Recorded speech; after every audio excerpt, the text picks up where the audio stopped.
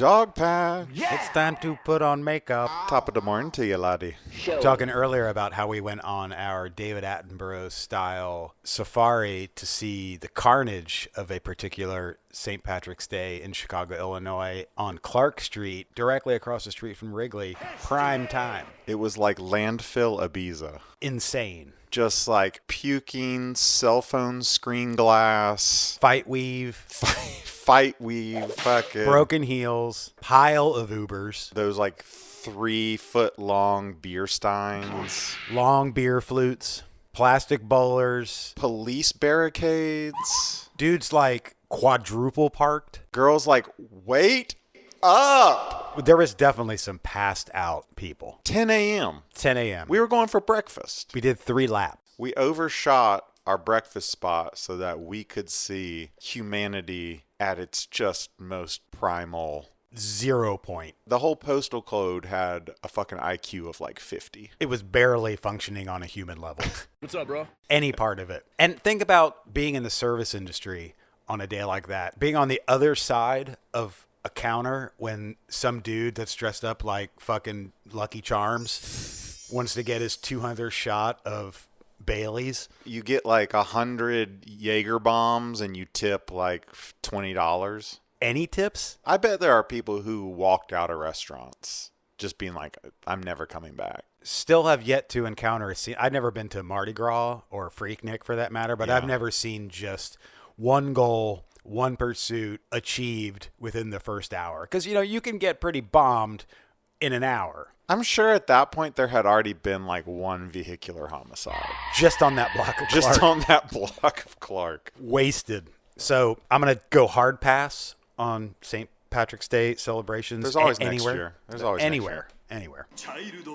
So I knew something special had happened because you called me and you said, have you heard from anyone in the last couple of days? It was so vague. I was like, what are you talking about?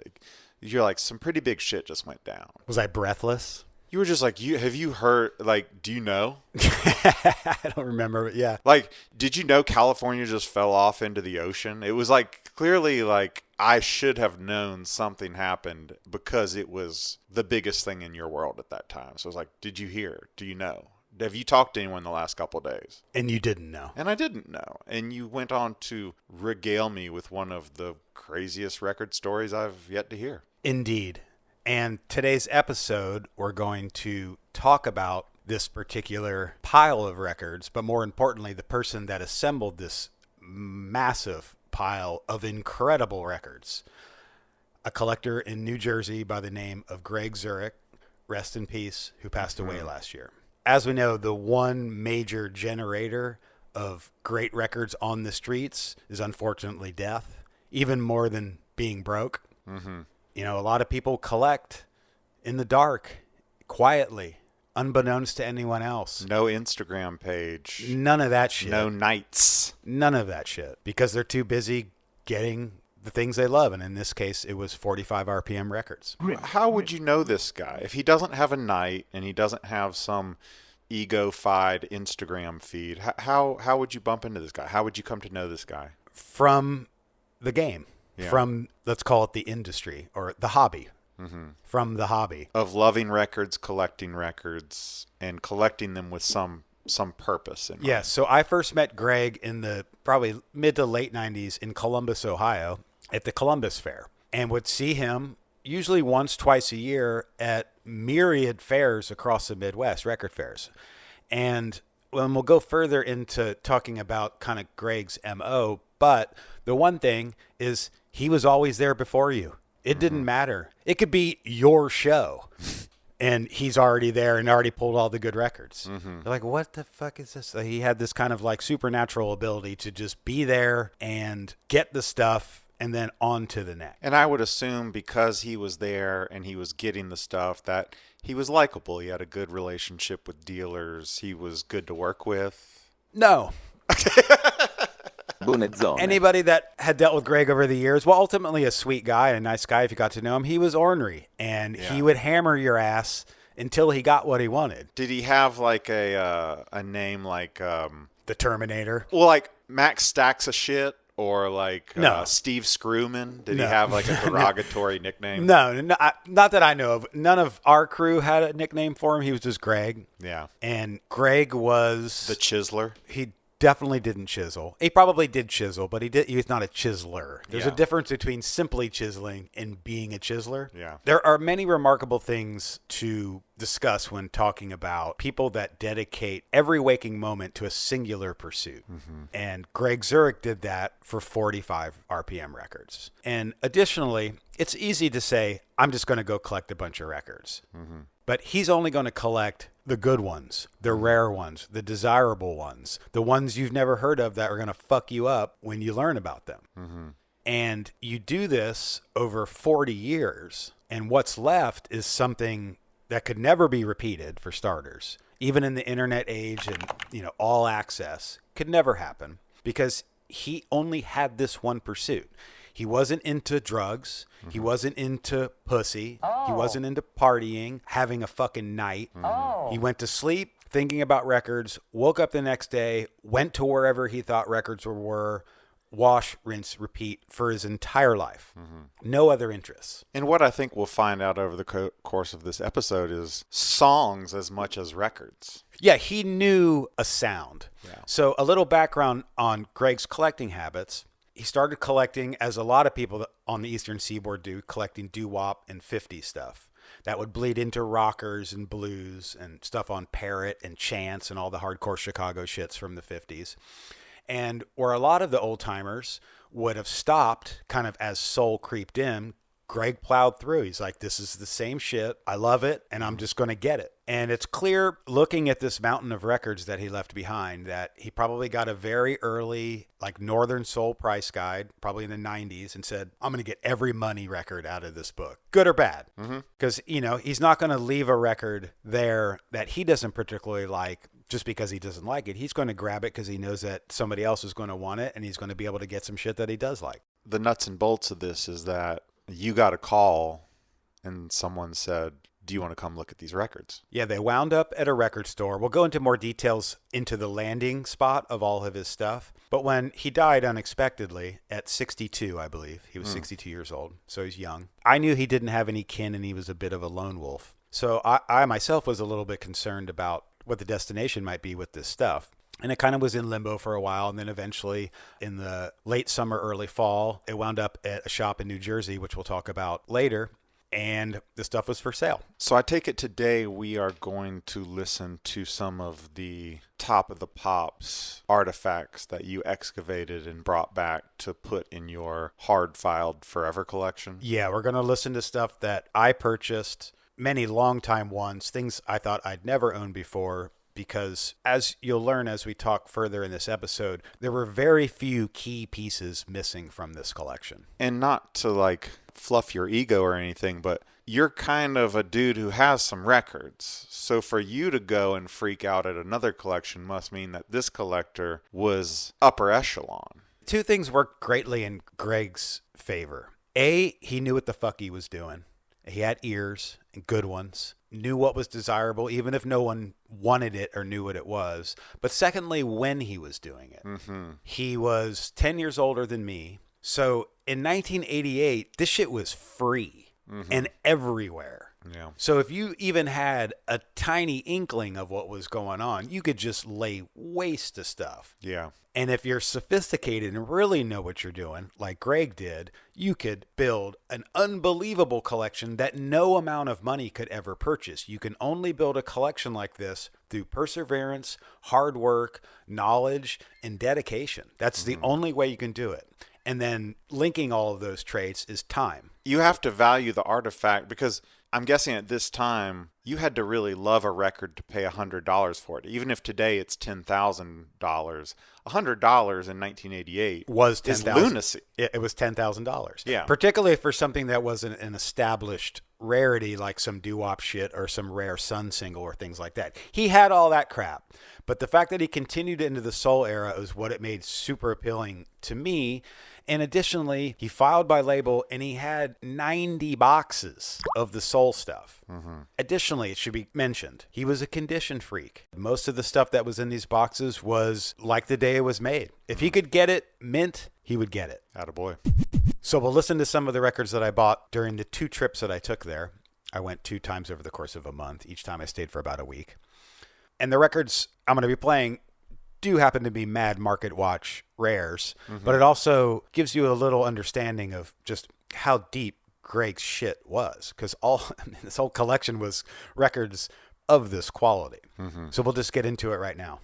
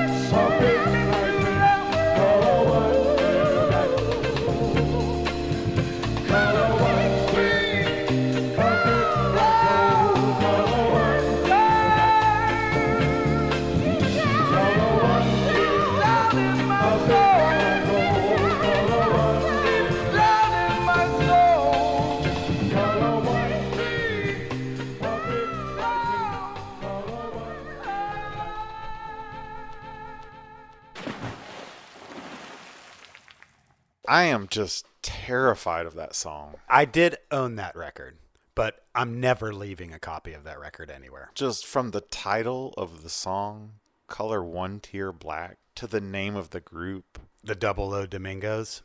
Desert Island disc, without a doubt for me, and has been since the minute I heard it. Yeah, it's just intoxicating. It's just absolutely incredible piece of music. Who's not liking that? And there's just so many things like that they do for a second. And the words, all the colors, they're basically just going through the like Pantone decks describing colors. It's an attractive record. It's got that QCA swirl. Oh, really, really something. Market watch. Rare to begin with, incredibly desirable. You can do your hippie shimmy to it. It's a ballad. Listenable. It's emotional. Double O Domingos is one of those records where every time it sells, it's going to sell for a significant amount more than the previous. So that was in there. When's the last time you went to a record store and bought Double O Domingos off the rack? I'd never heard this phrase before, but I love it. Did you airstrike that one? When I got the clarion call that this was going down, it was all these records wound up at a shop in Milltown, New Jersey, owned by a guy named Darren Ravilla, who's the top homie, sweetest guy you'll ever meet. Big up. Big up all day. Does it right. Knows what he's doing. So he put out a little beacon to a few collectors. The first people that got the buzz were old timers, Eastern Seaboard doo-wopper types. Val Shively was there, Mike Rudder, Frank from Arbutus. Old timers that knew Greg, knew the shit was there, and they were going in there and filling lifetime WAP Grail holes.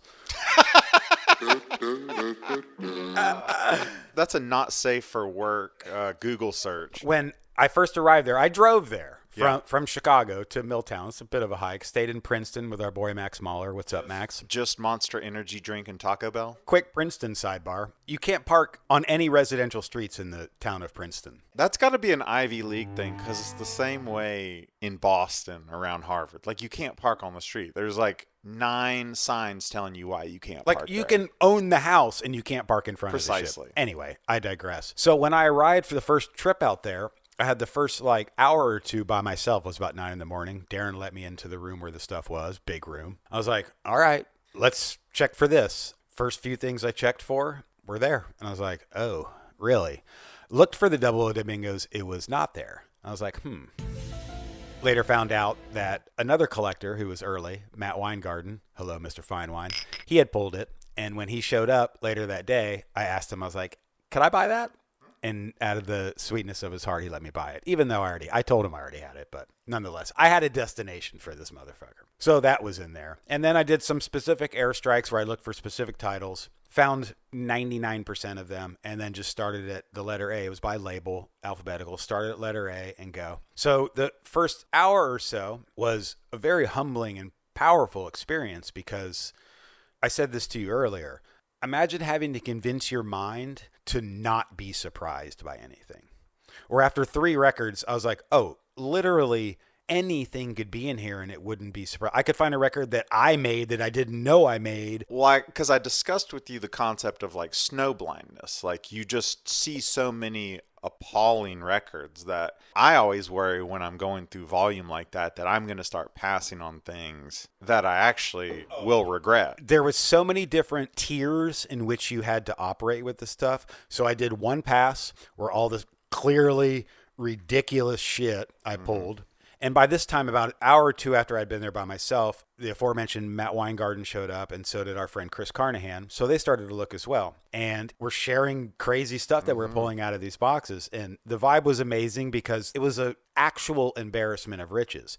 If you pulled some absolute unobtainable grail that one of these guys really wanted, you just hand it to him because you're like, there's going to be something equally as fucking crazy within 5 seconds. Quite literally. I'd never been in a situation where my kind of like emotional and psychological approach had to be so radically altered. Because it was on some, this is what it was like. Oh, you know shit? bear witness to a true master. Yeah. Satin. I never use the term digger or any of that shit, but if you want to use that nomenclature, Greg Surek is at the top of the mountain as far as master diggers. And all the people that are really good at doing this, you'll never know they were doing it because they're too busy fucking doing it. This is not a guy who is just like puffing his chest out on Instagram or like going somewhere to play some cute music festival. He's just a guy who's like, I got all the music festival I could ever want in my house, and no one's ever going to play a record that I don't already have. Yeah, he's like, that's a really nice pistol. Have you seen my arsenal of nuclear weapons? Quite literally.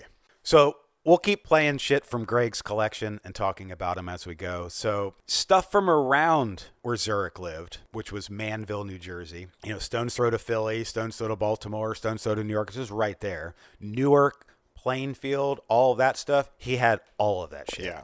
Anything from that general vicinity, he's going to have it. And if it wasn't where it should be, that doesn't mean it wasn't in the pile. It's probably just in some other box. So this is something from Newark by a one-off group called Fabulous Filtrations. This is a one-sided 45 for some reason. I take it, given the ruggedness of this recording, they all just died after they recorded one song. And they're like, fuck it, just put out the one-sider. Just sinkhole right outside of the studio. Never heard from ever again.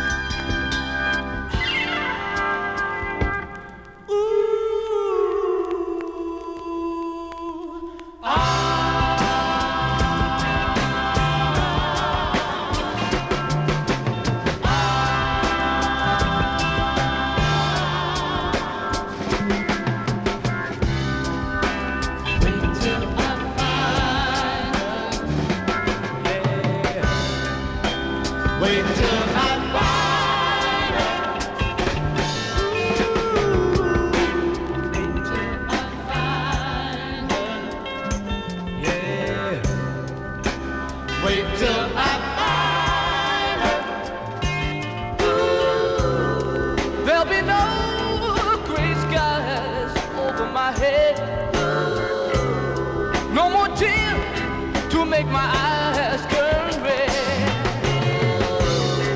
Everything will be a little bit lighter, and my heart will be happy and much brighter. Just you wait, yeah. Oh, yeah. Till I find her. Wait till I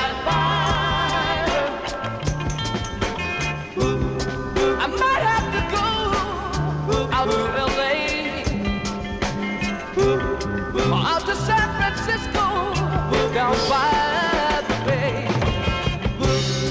She left me because she didn't seem to understand the difference between me the boy and me the man.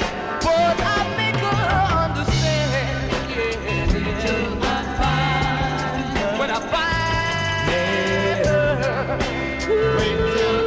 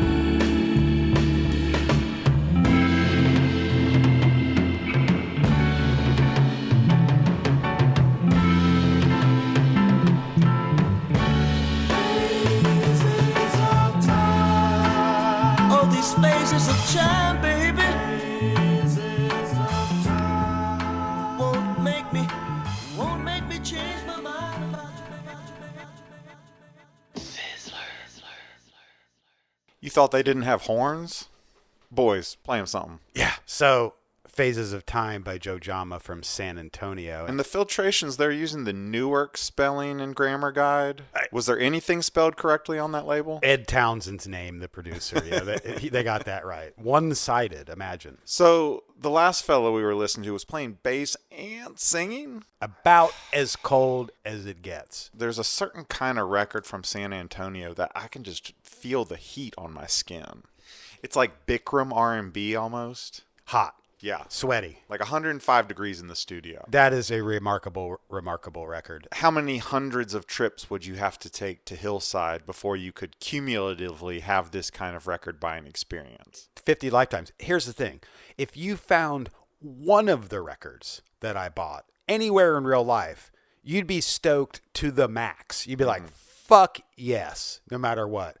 And I bought like 250 records like that. It was just like, what the fuck are you talking about? After talking to you, you're like, yeah, I was going to buy a car. And I did. I had saved all this money to buy a new car, and I dropped that entire sum on San Antonio Soul Records and shit like that. But you couldn't have been happier. Any other time you spend $2,000 on something you don't necessarily need, there's a guilt that comes with it. It's accompanied by some kind of like ill feeling. With this, I was just like, fuck it. Nothing wrong. This is a once-in-a-lifetime record shopping opportunity for someone who hasn't felt anything walking into a record shop in 20 years. Precisely. Give it to me. Because I understood the rarity of this experience, the magnitude of the collector that it took to build this mountain. Also kind of funny that we have discovered King Tut's tomb. Empty that motherfucker. Exactly. Like they found this incredibly intact arc of crazy shit and then instantly just like backed into the wind. Yeah. It's like I said to you earlier, it's like somebody calls you sheepishly and it's like, hey, I got some books for sale. Do you want to come over here and look at them? And you show up and it's the Library of Congress. Right. This is the ashram that you have searched your whole life for. Here it is. Yeah, admission's kind of fucking expensive, but what are you living for, you know? You'll see more money. Well, you want to listen to some music? Yeah, so this next thing is a single from Michigan by a group called Flint Emeralds, not Detroit Emeralds. I know you were confused. It's called Is It All a Bad Dream on Coconut Groove. And there is something about the poetry of this. It's a breakup song. But the more I listen to this, the more it's just like, this is songwriting. Is this goodbye?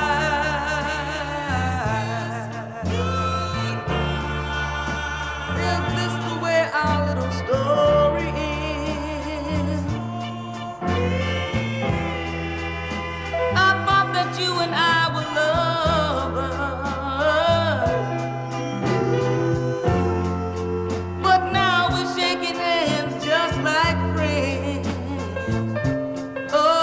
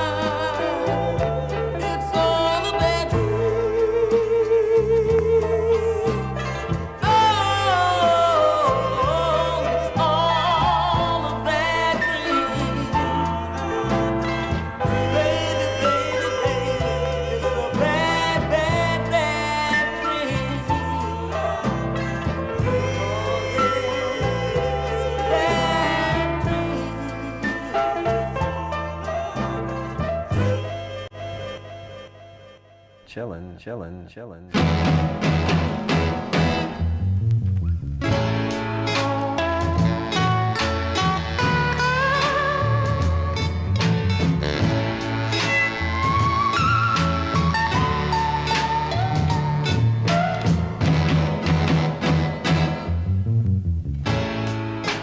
do so many things in our life. Some cause to sacrifice.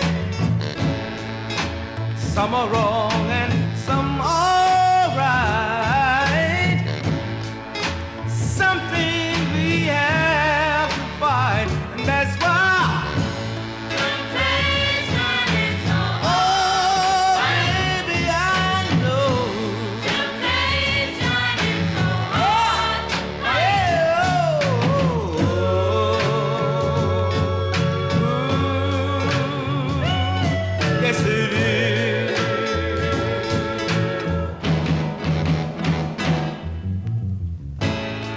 We may never intend to do wrong. No, with all the things going on, just when you think you're doing all right, something appear in your eyesight, and that's why.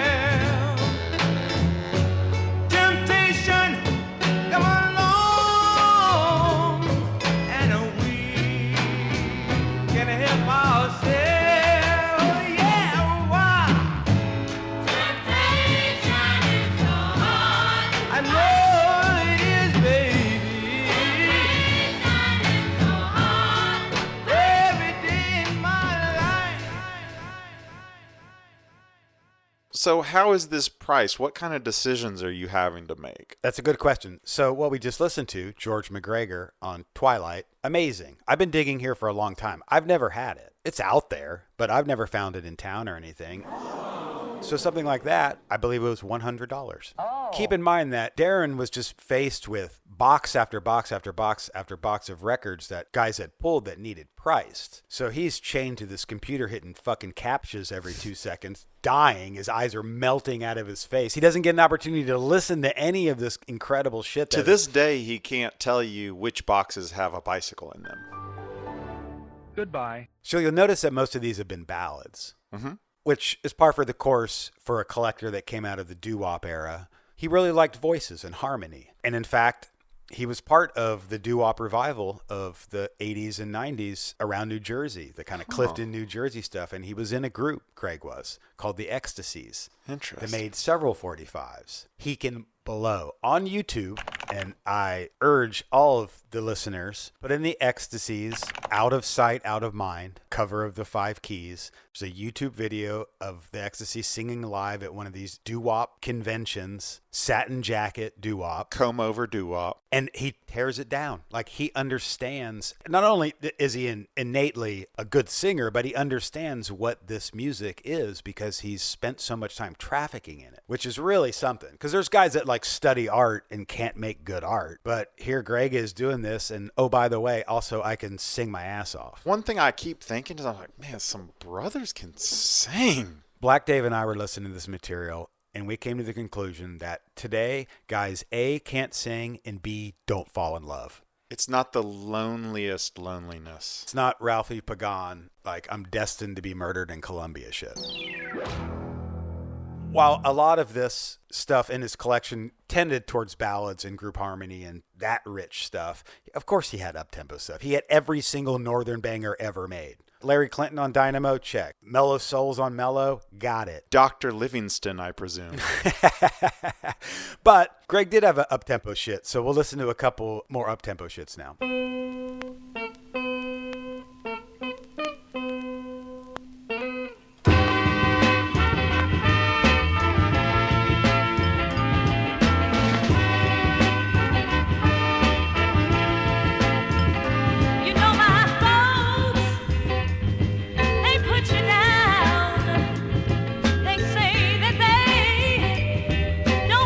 Come around, but what my people say don't really mean a thing to me. So find a better excuse if you really want to leave. 'Cause understand I've got to live for myself. 'Cause my heart aches for happiness affects no one else. I'm depending on you loving me too.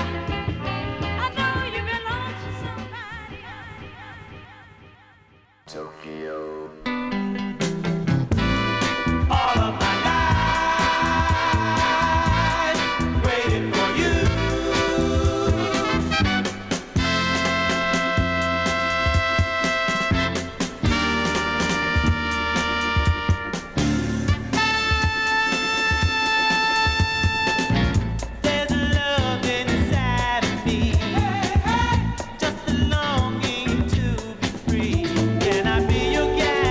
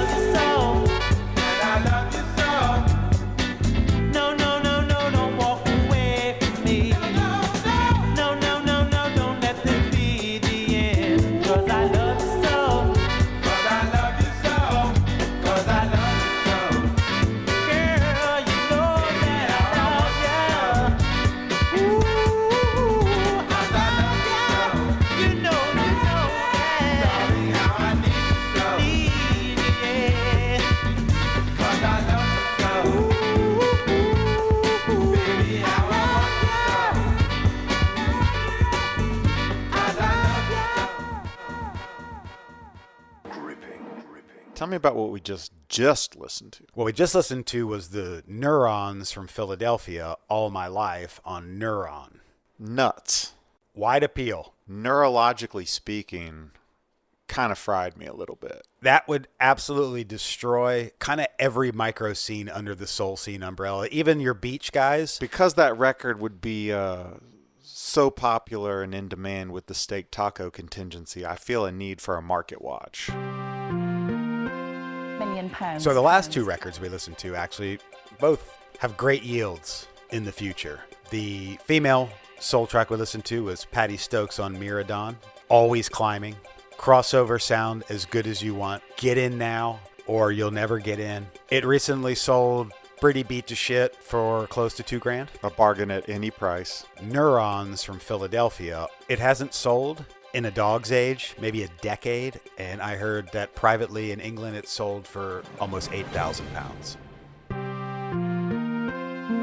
So just the way you portray this event, you got Fine Wine, you've got Chris Carnahan, you've got the first team all-stars in terms of guys who appreciate good records. But I have to imagine over time, word did get out. Yeah, you start getting the chiselers, the gruelers, the sort of unfavorables slipping in. I mean, what happens at this point? This guy's got to sell these records to somebody, and obviously some of those people are going to be people you don't want in your house. He couldn't screen everybody. A referral from somebody that's cool doesn't necessarily mean that the person that arrives is cool. So the second trip I took out there, I definitely saw some fucking stupid clown ass behavior just in general. And it wasn't about guys being cheap. While there was tons of that, it was just the general lack of respect for Greg's stuff. Mm-hmm. Yeah, it's going to get tore up because guys are looking through it. But just like, this is his epitaph. This is it. This is what he spent his whole life doing. The night he died, he went to bed thinking, I'm going to wake up and go to the flea market and get some more records. Yeah. And Darren told me that when he went to settle the estate, he knew that Greg always kept records in the trunk of his car because he was always traveling to get this shit. That's how you did it when you don't use the internet and you're stuck in your ways. And the car was purchased 4 years ago, new, and had close to 200,000 miles on it. The only other person that I know that could equal the kind of depth, breadth, and just sophistication of this collection is Frank Merrill, who's out in Macomb. And his focus was a lot different for what he was looking for. But between Greg and Frank, quite literally, they have touched every domestic 45 ever fucking made. Both were not internet guys and lived in their cars. They did it for the glow, not for the glory. So let's play a couple more ballads from Greg's shit.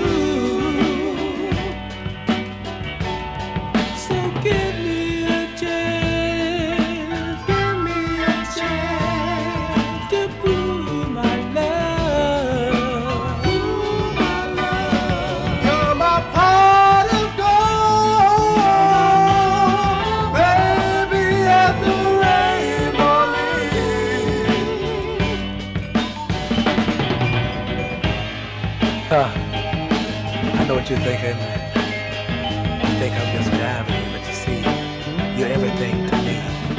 You make me feel like a king on a throne.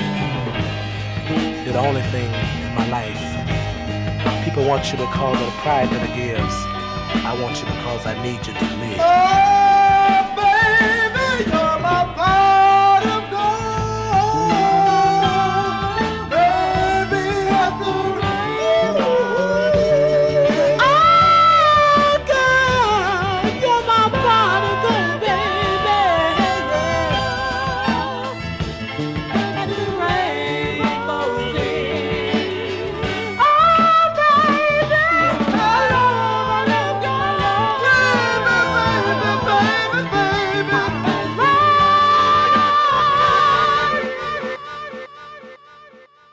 you. Ninja Turtles.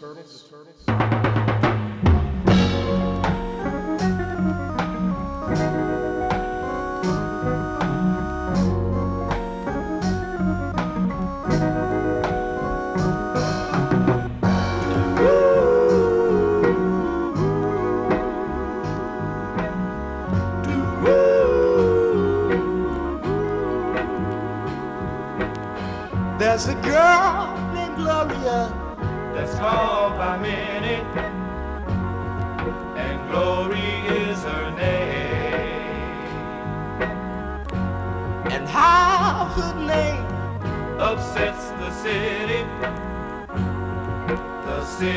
called Lorain.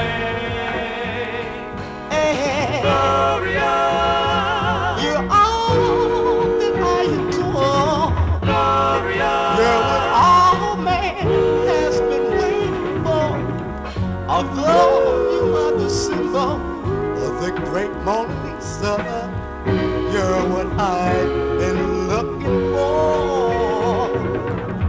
Someone to love, someone to hold. You're the one I need, yeah. Gloria, you're all that I adore. Gloria, you're what all man has been waiting for.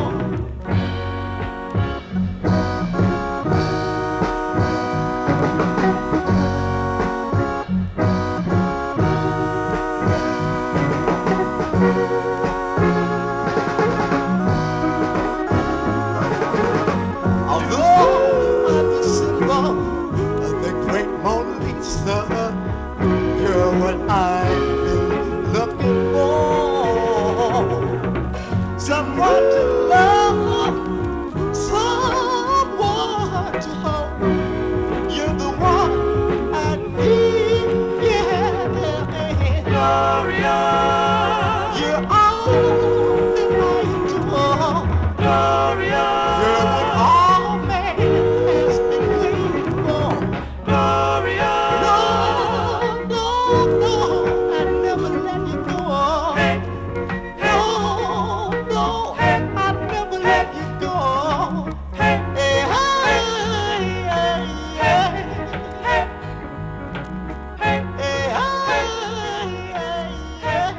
hey,